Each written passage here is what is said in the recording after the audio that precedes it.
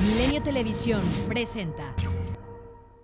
Gobernador, hay una promesa también ahí de revisar los salarios tanto del gobernador como del gabinete. Hoy es un tema que los periódicos coincidimos en el tema por este indicador que dio el Estudio México Estatal, que suscribiste a media semana, un sistema de indicadores que están armando dos instituciones de alto prestigio, el PNUD de la Organización de las Naciones Unidas y el CIDE, donde ubican a Jalisco como el estado que tiene una de las burocracias más costosas. Es un asunto de nóminas obesas, de altos salarios o salarios poco regulados.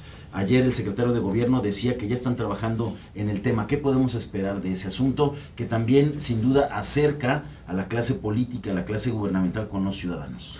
Definitivamente nuestra prioridad son elevar varias políticas de austeridad. Estamos empezando, ya iniciamos con muchas de ellas.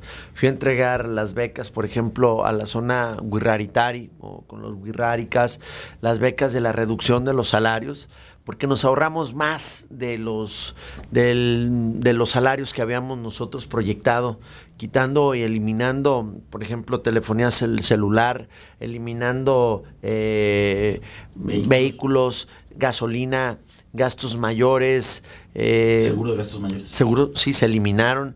Es decir, ahí vamos avanzando. Por supuesto, donde hay servicios, ¿no? Educación, seguridad, protección civil, emergencias, bueno, pues ahí sí hay ciertos servicios que se siguen prestando. Pero en altos funcionarios se eliminó todo. La reducción fue parejo. La reducción alcanzó a los de primero y segundo nivel. Es decir, sí se está haciendo un gran esfuerzo por un programa de austeridad que reoriente el gasto para invertirlo en las personas, invertirlo en más hospitales como el multicultural que estamos haciendo en la zona norte, para invertirlo en programas de becas como el transporte gratuito a estudiantes, que esto es único en el país. Transporte gratuito quiere decir que te lleve y te traiga a la escuela de manera gratuita. Claro, tiene reglas de operación, no va a ser en vacaciones, no es en ciertos días, es el compromiso fue transporte gratuito a los estudiantes para que no dejen sus estudios. ¿De dónde se va a financiar este programa para transporte? Le pregunta Alex Vázquez. También en ese sentido, Carly Caballar le pregunta, ¿por qué enfocarlo solamente a los estudiantes? ¿Qué pasa con los niños y niñas, las madres de familia que toman 2 o 3 camiones por día para llevarlos? Debes de priorizar en un gobierno. Un gobierno tiene un presupuesto, es como la administración en tu casa o el sueldo que te pagan. Tú debes de priorizar a qué inviertes. Nosotros decidimos invertirlo en los jóvenes. ¿Por qué?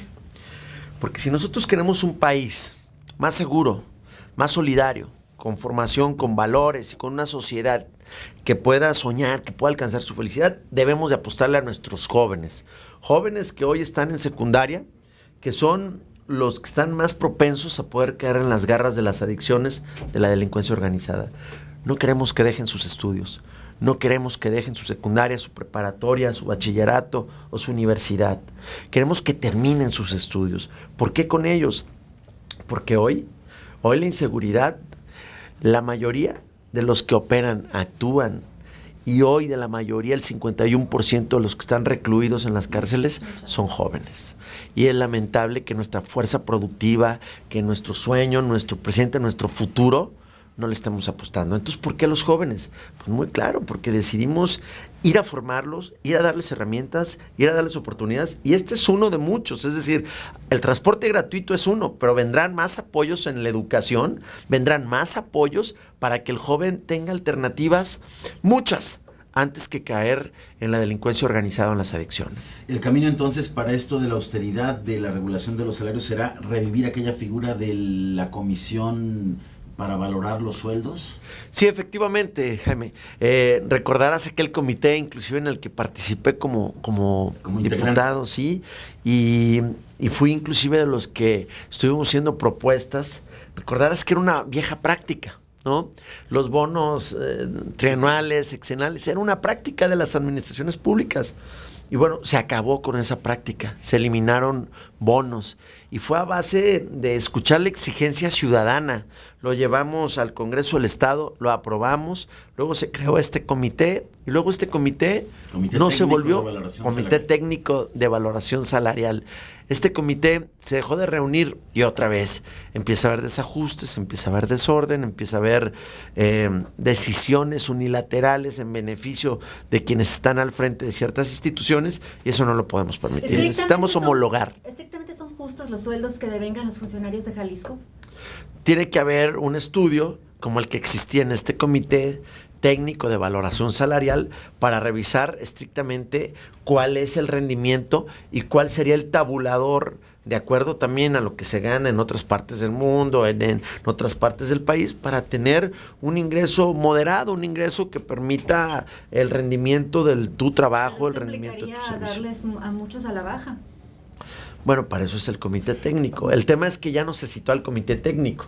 Entonces, ¿qué está pasando? No podemos estar regresando a cuestiones en donde íbamos avanzando. Es decir, necesitamos dejarlo de manera permanente para que haya tabuladores, para que haya transparencia y haya mucha claridad en los ingresos que reciben los servidores públicos de todos los poderes. Gobernador, en su experiencia, ¿hubo dificultad, por ejemplo, para atraer talento con los salarios que les ofrecía? Bueno, definitivamente en muchas áreas, pues no, gente que tiene una preparación, tiene una gran experiencia, pues no va a dejar la iniciativa privada o su negocio o sus ingresos para entrar al gobierno. La verdad es que sí, en muchas áreas los ingresos deberían de estar más regulados. Es decir, por ejemplo, mira, deben de ganar más los que más carga de trabajo. Dijo, muchas gracias, pero no me da el salario que me ofrece. No, bueno, sí, hubo gente que dice, nosotros cooperamos y nosotros, pues desde nuestro espacio, ¿no? Pero será lo menos, ¿no? La mayoría aspiran a un sueldo bastante más que digno. Pues la mayoría, bueno, hay muchos... Me refiero a funcionarios de primer nivel, directivos, segundo nivel, son buenos. No, claro, por supuesto, directivo. Hay mucha gente que, claro, le parece un buen salario, efectivamente, pero debemos de tener un proyecto, un programa que pueda evaluar, diagnosticar e irlo actualizando de acuerdo al rendimiento, al trabajo, al servicio que tú das. Es decir, muchos de los funcionarios pues no hay horario, o sea, no es de 9 a 3. Esta labor es de todo el día y si en la noche hay un asunto, un problema, tienes que estar al pendiente y si al día siguiente es sábado, día de descanso y hubo un hecho lamentable o una situación de desastre, debes de estar ahí, debes de estar al pendiente, debes de estar trabajando, es decir, no tienes horario, pero debes de evaluarlo. Mira, por ejemplo, pues nosotros con la reducción de salario que hicimos, más eliminar todo lo que fueron viáticos, eliminar muchos de los servicios que se tenían, pues nosotros estamos equiparando a más del 50% de lo que muchos funcionarios ganaban de manera permanente en anteriores administraciones, y lo podemos comprobar, ¿no? Esto son ejercicios que se hacen, pero lo más importante es a dónde va ese ahorro.